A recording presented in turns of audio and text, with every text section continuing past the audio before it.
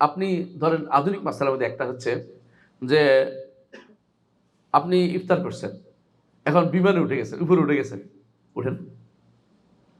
এটা সহজ বুদ্ধি বিমান না হইলেও যারা ধরেন এই যারা বুর্জ খলিফায় থাকেন নিচতলায়, হ্যাঁ, নিচতলায় ইফতার করে আপনি ধরেন লিফটে করে কোথাও উঠলেন, একেবারে উপরের তলায় চলে গেলেন ফুরুত করে কিছুক্ষণের মধ্যে, যাইয়া দেখলেন যে এখনো সূর্য দেখা যাচ্ছে। আপনার কি হবে মাসালা, এটাকে বলেন তো? জটিল মাসালা তো না। আলহামদুলিল্লাহ ইমামরা আগে বলে দিছে যে যদি কোনো আপনি নিচে আপনার ইব্রত হবে, সেক্ষেত্রে আপনি যেখানে আছেন সেটার উপর নির্ভরশীল হবে। আপনি যে জায়গায় আছেন এই জায়গাতে যদি কোনো আপনি সূর্য ডুবে গেছে দেখছেন, তাহলে উপরে উঠার কারণে সূর্য আবার দেখা যাচ্ছে, আপনার সম শুদ্ধ। কারণ ওই জায়গাটা আপনার শরীয়তে বলছে সাহায্যের বাইরে কেউ কষ্ট দেন নাই। দ্বিতীয়ত রসুল আমাদেরকে এটা জানিয়ে দিয়েছেন যে যদি দিন এভাবে চলে যায়, রাত এভাবে চলে আসে, তো ফাঁকাত আফতারা সায়েমের ইফতার হয়ে গেছে। সুতরাং আপনি আবার উপর দিকে উঠে যাই খুঁজি বের করে আমাদের দায়িত্ব দিতে পারেন। আমার মনে পড়ে একবার ভেজাল করছিলাম, জিদ্দাতে আমি উঠছিলাম, বিমানে উঠছিলাম, উঠার পরে ওই কারণে আমি একদিন সম ছিলাম, ওই দিন সম্ভবত শাওয়াল মাসের 6ষ্ঠ সমটা আমার বাকি ছিল, মানে শীতটা তুমি শাওয়াল তো না, একটা বাকি ছিল। তো আমি সফরে ছিলাম, মনে করলাম অসুবিধা কি সম কি আর খাবার টাবার রেখে দিই, কিন্তু অসুবিধা ছিল আমি ছিলাম আমি নাইফের মেহমান সরাসরি। তো আমি নাইফে আমাকে বিমানের ভিতরে দিয়ে উঠে দিয়েছে, মানে গাড়ি দিয়েছে উঠে দিয়ে গেছে। তো ওনারা দেখে 4-5 জন আমার খাদেম জোয়াই গেছে, আর বিপদ কারে কয়, মানে অতি সন্ন্যাসী সমস্যা বেশি হয়ে গেছে। এখন তারা একবার এটা নিয়ে আসে ওইটা নিয়ে আসে, আমি বললাম যে আমি সম রাখছি। এবার দাঁড়ায় রয়েছে কি সম, তো আপনার তো সম রাখছে, তাহলে আরো কিছু নিয়ে আসছে বেশি করে, আমার একবার খাওয়াই মারবে আজকে। আমি আবার বসে আছি। এখন সমস্যা হচ্ছে কি, লাস্ট মোমেন্টে এটা উঠছে, তো এখন বিমানতে ঘুরবে, উপরে গেলে বিমান সূর্য দেখা যাচ্ছে, আমি না সম পালন মানে জবাংতে পারতেছি না, না আমি কি অভিজ্ঞতা করলাম। আধা ঘন্টা পরে আমাকে সম ভাঙতে হয়েছে, কথা বুঝছেন তো? আধা ঘন্টা পরে, কারণ কোথায় আধা ঘন্টায় ঘুরতে থাকবে, আপনি এদিকে যান ওইদিকে যাইতে এটা আর আধা ঘন্টা লাগবে। তখন আমি নিচে বসে থাকলে তো ভালোই ছিলাম, কিন্তু উপরে যাইতে দেখতে পাচ্ছি, কারণ নিচে তো ভাঙি রে, যদি একটু পরে ভাঙবো, উপরে উঠে গেছে, এখন ভাঙতে পারতেছি না। নিচে যদি ভেঙে ফেলতাম তাহলে কিন্তু আমার কি হইতো, সমটা হয়ে যেত।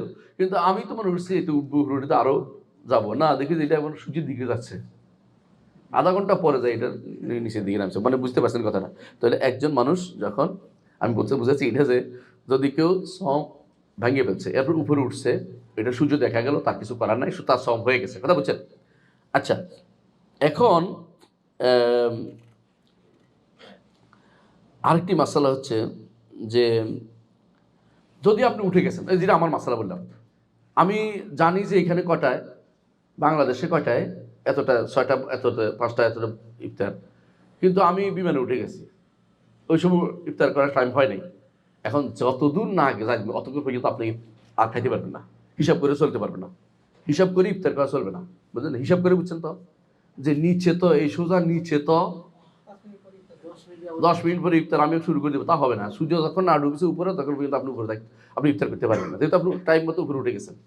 ঠিক বুর্জ খলিফা যারা উপরে আছে তারা উপরে থাকতে হবে, বুঝলেন না কথাটা? হ্যাঁ, কেউ যদি নিচে নেমে যায় তার এটা ছাড়, যে আমি নিচে নেমে গেছি, এখন এদের সাথে মিলে গেছি, তো ছাড়। কিন্তু উপরে উঠে গেলে ওটা মানতে হবে তাকে, উপরটাই মানতে হবে, উপরটা মানতে হবে। কিন্তু ইফতার করার পরে উপরে উঠে গেলে কোনো সমস্যা নেই, কারণ নিচেরটা তার তো গ্রহণযোগ্য হবে। আমি বোঝার জন্য বলতেছি, বিষয় আছে, বুঝে আসছে ইনশাল্লাহ। আচ্ছা, আরেকটা হলো যে সমস্ত জায়গাতে, যে সমস্ত দেশে দিন অনেক লম্বা হয়, তাদের বিধান কি? কারো 22 ঘন্টা হয়, কারো 22 ঘন্টা হয় না, সেখানে কিভাবে রাখবেন? হ্যাঁ, যে এটা তো বাসার মাসালা, তাদেরকে 22 ঘন্টাও রাখতে হবে, মানে যত 22 ঘন্টা, যত ঘন্টা তত ঘন্টা, কারণ যেহেতু দিন আছে, দিনের হিসাব যতক্ষণ থাকবে যেখানে, দিন আপনাকে মেনে চলতে হবে। মানে আপনাকে ঠিক দিনের হিসাবে, যদি কোনো সূর্য একবারে 1 ঘন্টার জন্য গেছে, তবু আপনাকে 23 ঘন্টা রাখতে হবে। এখন তো আপনার কষ্ট হয়, রাখতে পারছি না, তো আপনি কাজা করতে পারবেন, এই সময় না রেখে অন্য সময়টা কাজা করবেন, এটা দেখা যাচ্ছে। কিন্তু আপনার সওম কিন্তু রাখতেই হয়, তাহলে হিসাব করে রাখতে পারবেন। আপনাকে কি করতে হবে, ওই সূর্যের হিসাব করতে হবে আপনাকে, সূর্য ডুবার হিসাবে যতক্ষণ পর্যন্ত না ঢুকছে ততক্ষণ পর্যন্ত সম পালন করে যেতে হবে। আর যেখানে 2-3 দিন ইয়া হয় এটা কি করবেন? 1 দিন 2 দিন পর্যন্ত কোনো সূর্য ওঠে না। আছে না কোনো দেশ? নরওয়ে, এটা বুঝছেন। ওখানে কি করবেন?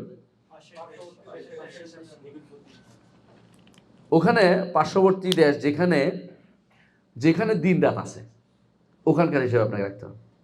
যেখানে সবচেয়ে কাছের যে দেশ দিন রাত আছে যেখানে সেখানকার হিসেবে আপনাকে লালন পালন করতে হবে, ঠিক সম পালন করতে হবে। ঠিক আছে, আলহামদুলিল্লাহ।